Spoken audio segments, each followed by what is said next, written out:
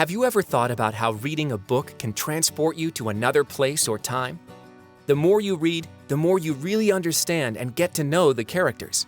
Well, reading God's Word can have the exact same effect on how you can get to know and experience God. There's a story in the Bible about a man named Philip. He loved God and lived each day telling other people the good news about Jesus.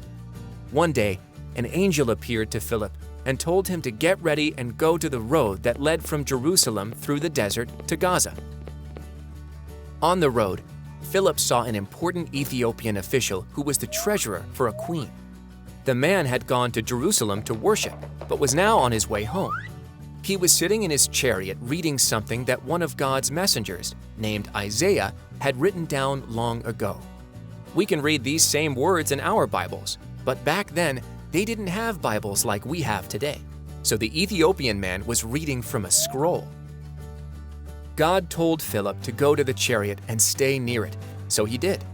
He could hear the man reading from Isaiah and asked him if he understood what he was reading. The official told Philip that he did not understand and needed someone to explain it to him. Philip was happy to help and began to tell him the good news about Jesus. As they traveled down the road, they came to some water. The official must have believed that what he read was true and that God loved him, because he asked Philip if he could be baptized. You may have gotten baptized already, but just in case you don't know, when people decide to follow Jesus, they get baptized in water, just like Jesus did, to show everyone they want to follow him.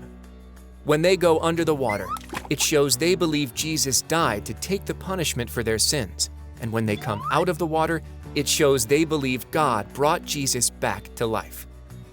When the Ethiopian official heard the good news about Jesus, he stopped the chariot, and both of the men went down into the water so Philip could baptize him. That's when something pretty crazy happened. As soon as the Ethiopian official came up out of the water, God's Spirit took Philip away to another town, and the man never saw him again. Now, isn't that amazing? Reading God's Word helps us see how powerful God is and that He loves us so much.